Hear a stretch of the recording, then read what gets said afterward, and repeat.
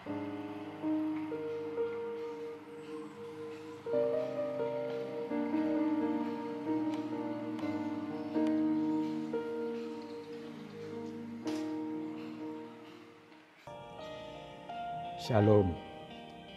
selamat berjumpa Bapak Ibu Saudara yang dikasihi Tuhan Yesus.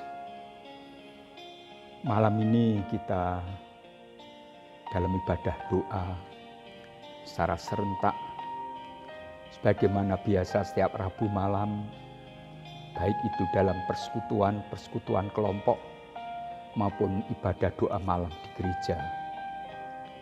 Dan setelah kita mengawali dengan pujian sembahan, sebelum kita masuk dalam doa bersama-sama, dalam keluarga Bapak Ibu Saudara masing-masing, doa pribadi, doa keluarga, doa syafaat, mari kita merenungkan firman Allah sejenak. Saya hendak menyampaikan firman Allah sekurangnya dalam 2 kali, baik dalam ibadah doa malam ini maupun pada hari Rabu yang akan datang, tentang berdoa. Mengapa tema ini yang kita hendak pahami? Sebab doa digambarkan seperti nafas orang Kristen. Seseorang jikalau pernafasannya normal, apalagi baik, kesehatan tubuhnya pun baik. Demikian pula jikalau orang Kristen hidup doanya baik, teratur, maka itu akan membawa kesehatan rohani yang pada akhirnya membawa kesehatan jasmani kita. Virus corona yang sekarang ini menyerang di mana-mana, kata para ahli, yang diserang adalah sistem pernafasan manusia. Dan karenanya dengan kita katakanlah hendak memperbaiki, meluruskan, meningkatkan hidup doa kita agar sistem pernafasan rohani kita sehat. Dan tentu dengan doa seperti itu akan menyebabkan sistem imunitas diri kita pun akan meningkat. Mari kita tunduk kepala. Bapa di surga, berfirmanlah malam ini. Roh Kudus mengurapi hamba-Mu, setiap saudara kami yang mendengar, menyaksikan pemberitaan firman ini, dimanapun Tuhan juga memberkati mereka. Dalam nama Tuhan Yesus kami berdoa dan bersyukur. Amin. Bapak Ibu Saudara, saya hendak membaca dalam Injil Matius pasal 6, mulai pada ayat yang ke-5. Malam ini kita hendak renungkan ayat 5 sampai dengan ayat 8. Rabu yang akan datang dan seterusnya, saudara hendak saya ajak kembali memahami doa Bapa kami yang Tuhan Yesus sudah ajarkan kepada para murid. Demikian firman Allah. Tuhan Yesus bersabda kepada para muridnya, apabila kamu berdoa, janganlah berdoa seperti orang munafik. Mereka suka mengucapkan doanya dengan berdiri dalam rumah-rumah ibadat dan pada tikungan-tikungan jalan raya, supaya mereka dilihat orang. Aku berkata kepadamu, sesungguhnya mereka sudah mendapat upahnya. Tetapi jika engkau berdoa, masuklah ke dalam kamarmu, tutuplah pintu, dan berdoalah kepada Bapamu yang ada di tempat yang tersembunyi. Maka Bapamu yang melihat yang tersembunyi akan membalasnya kepadamu. Lagi pula dalam doamu itu, jangan kamu bertele-tele seperti kebiasaan orang yang tidak mengenal Allah. Mereka menyangka bahwa karena banyaknya kata-kata doanya akan dikabulkan. Jadi janganlah kamu seperti mereka, karena Bapamu mengetahui apa yang kamu perlukan sebelum kamu memintanya. Amin. Saudara-saudara, mengawali pengajaran Tuhan Yesus tentang doa Bapa kami, Tuhan Yesus melakukan koreksi terhadap kebiasaan yang berlaku di antara masyarakat Yahudi pada waktu itu, dan mungkin tak sedikit kita orang Kristen yang melakukan seperti itu. Apa yang dikoreksi, saudara? Ayat 5 dan ayat 6, Tuhan Yesus mengoreksi tentang motivasi. Alasan dan tujuan yang mendorong seseorang itu untuk berdoa. Yang kedua, dalam ayat 7 dan ayat 8, Tuhan Yesus mengoreksi tentang cara berdoa.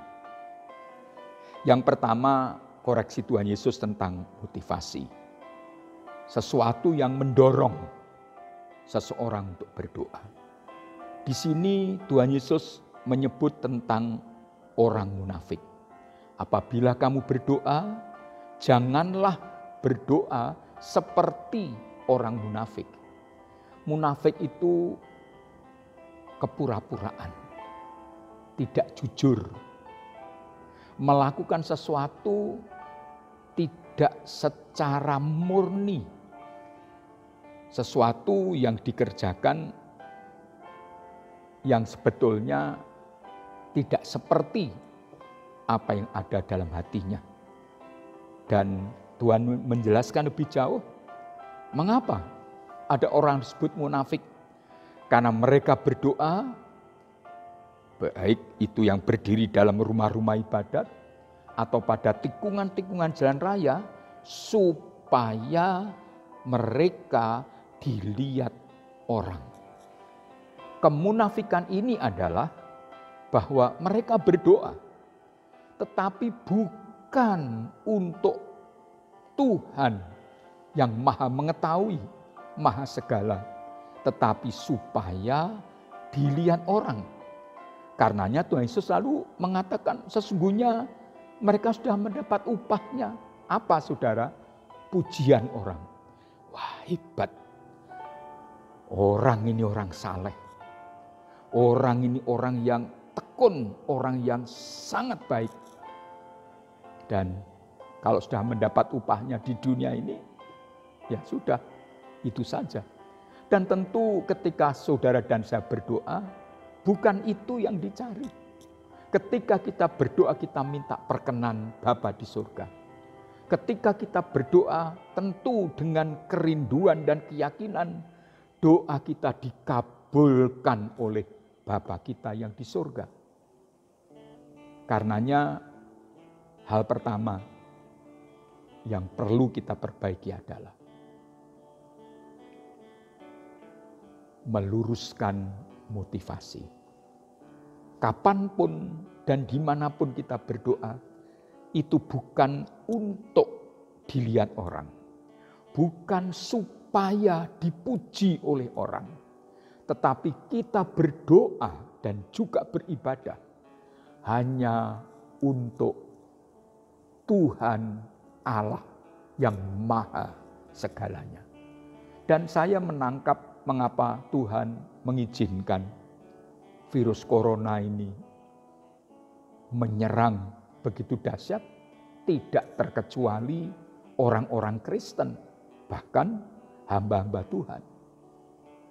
Saya meyakini hikmah di balik COVID-19 ini adalah apapun agamanya, apapun gerejanya untuk kita orang Kristen, itu supaya mengoreksi diri. Bahwa ibadah kita itu hanya untuk Tuhan. doa kita hanya untuk Tuhan. Sehingga sekarang ini tidak bisa kita beribadah dengan katakanlah hingar-bingar di dalam gereja. Puluhan, ratusan, bahkan di beberapa gereja ribuan orang. Di tempat yang baik bahkan megah. Dengan alat musik yang begitu hebat dimainkan oleh orang-orang yang memang ahli di bidangnya. Belum lagi ada gereja menggunakan sistem lighting yang begitu bagus. Tidak bisa sekarang ini. Kita harus beribadah di rumah saja. Tidak dilihat orang lain. Sekarang gereja-gereja tidak lagi bisa dibedakan dengan yang lain. Deretan mobil atau sepeda motor di depan gereja sudah tidak kelihatan. Gereja megah dengan ratusan ribuan jemaatnya tidak lagi kelihatan. Tiap-tiap orang, tiap-tiap keluarga sendiri menghadap Tuhan dalam rumahnya masing-masing. Dan ini saya meyakini sebagai sebuah koreksi luar biasa. Agar saudara dan saya berdoa, beribadah, dan melayani dengan motivasi yang benar. Kami para hamba Tuhan pun mendapat koreksi itu. Seperti sekarang, saya sedang menyampaikan firman Allah di ruang ibadah yang kosong. Kanan kiri tidak ada siapa-siapa, kursi-kursi dilipat. Tidak ada musik yang dimainkan. Tidak ada sound system yang keras membahana. Tidak ada puluhan, ratusan pasang mata yang menatap, telinga yang mendengar. Saya sekarang sendiri dalam ruang ibadah menyampaikan firman Tuhan kepada saudara. Sebuah koreksi. Memang pelayanan itu tidak untuk dilihat orang lain. Pujian datang dari Tuhan. Doa Bapak Ibu Saudara malam ini, doa yang hanya dipanjatkan kepada Tuhan untuk didengar saja oleh Tuhan dan bukan untuk dilihat orang. Itu yang pertama. Berikutnya dalam ayat 7 dan ayat ke-8, Tuhan memberikan koreksi tentang cara berdoa. Tidak sedikit orang yang berdoa dengan bertele-tele. Bertele-tele itu apa? Kalau kita membaca pada ayat 7 ini, mereka menyangka bahwa karena banyaknya kata-kata doanya. Apakah bertele-tele itu hanya sekedar karena banyaknya kata-kata? Ya, tetapi juga sesuatu yang banyaknya kata-kata dan diulang-ulang. Terus menerus. Dengan pemahaman, makin banyak kata-kata doa saya. Makin sering saya ulang doa saya. Maka doa saya pasti akan dikabulkan. Itu yang perlu dikoreksi. Doa itu besar kuasanya. Doa itu akan dikabulkan bila kita berdoa sesuai kehendak Allah. Bila kita berdoa dengan iman, artinya kita percaya bahwa Allah Bapa yang kepadanya kita berdoa, Ia tahu segala keperluan kita, Ia sanggup menolong kita. Dan bagi Tuhan tidak ada yang mustahil. Berdoa bukan karena banyaknya kata-kata, tetapi bahwa tiap kata yang kita ucapkan itu adalah wujud iman kita. Kata-kata iman kita. Karena saya percaya, maka saya berkata. Karena saya meyakini bahwa Bapa di surga oleh Yesus yang ada di dalam hidup saya mendengar doa saya. Telinganya tidaklah tuli, tangannya juga tidaklah kurang panjang itu diulurkan. Bahwa Tuhan yang berfirman itu akan melakukan. Dan bagi Allah tidak ada yang mustahil. Maka saya memohon kepada Bapa. Saya mencurahkan isi hati saya kepada Bapa di surga. Sebab pertolonganku datangnya dari Allah yang menciptakan langit dan bumi. Saudara-saudara, ini sangat perlu kita pahami. Mengulang-mengulang doa apakah salah? Tentu bukan hanya itu yang dimaksud. Tuhan Yesus juga di Taman Getsemani mengulang doanya sampai 3 kali dengan doa yang sama. Tetapi itu bukan karena pemahaman bahwa kalau doa itu diulang-ulang dan banyak kata-kata akan dikabulkan, bukan. Itu mengungkapkan betapa serius, betapa sungguh-sungguh Tuhan Yesus. Sebab bukankah sudah berkali-kali juga kita baca, hati Yesus sangat sedih, bahkan mau mati rasanya. Berat menanggung hukuman karena dosa manusia yang melawannya. Kalau boleh Bapak, lalukan cawan ini. Jadi Tuhan Yesus mengulang-ulang itu bukan seperti kebiasaan orang munafik. Diulang seperti mantra. Makin banyak diulang, makin sering diulang, bisa-bisa sepanjang malam, sepanjang hari mengucapkan kalimat kata-kata doa yang sama terus-menerus. Tadi seperti mantra, bukan. Mengulang doa karena keyakinan, karena sungguh kita memerlukan. Tetapi bukan di sana intinya.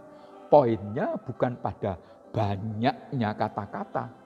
Bukan kepada berapa lama kita berdoa. Poinnya adalah 1, alamat doa kita benar.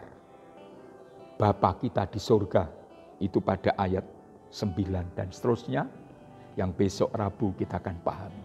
Kedua, kita memintanya dengan iman. Surat Yakobus sudah mengatakan itu. Kalau kamu meminta tidak dengan iman, tidak ada gunanya. Itu seperti buih saja di lautan yang diombang-ambingkan ke sana kemari. Iman kepada firman Allah yang kekal, iman kepada kuasa Yesus yang tidak berubah, iman bahwa Yesus adalah Tuhan dan baginya tidak ada yang mustahil. Yang ketiga, doa itu kita panjatkan dalam nama Tuhan Yesus. Berkali-kali Tuhan Yesus berkata sampai sekarang kepada para muridnya, kamu tidak pernah minta dalam namaku, mintalah dalam namaku. Maka Bapakku di surga akan mengabulkannya. Jadi Bapak Ibu, mari sebentar lagi bersama-sama Bapak Ibu dengan keluarga berdoa. Salah seorang memimpin, bisa ayah, bisa ibu, atau ditunjuk siapa nanti akan memimpin untuk apa. Berdoa dengan penuh keyakinan, berdoa dengan sehati sepakat. Maka saudara akan menikmati betapa ajaibnya Tuhan. Tidak ada doa yang sia-sia. Berdoa agar badai COVID-19 ini segera berakhir di negeri kita khususnya dan di seluruh muka bumi. Berdoa untuk para dokter, untuk para petugas medik, untuk perawat, untuk siapapun pihak-pihak yang berjuang, berkorban untuk memutus virus ini. Saudara bisa langsung nanti berdoa masing-masing dengan keluargamu. Sekarang mari saya hendak mengajak doa berdoa mengakhiri renungan ini. Bapa di surga, firman-Mu telah disampaikan. Sekarang Roh Kudus kerjakan, jemaat-Mu masing-masing dengan keluarganya hendak berdoa, tolong dengan berlandaskan kebenaran firman dalam pimpinan Roh Kudus, doa-doa dipanjatkan dan itu memberkati kami semua. Dalam nama Tuhan Yesus, berkatilah persekutuan doa di rumah-rumah malam ini sampai selesai. Berkat Tuhan, anugerah Bapa dan penyertaan Roh Kudus turun atas kami semua sekarang dan sampai selama-lamanya. Terpujilah nama Tuhan Yesus kekal selama-lamanya. Amin.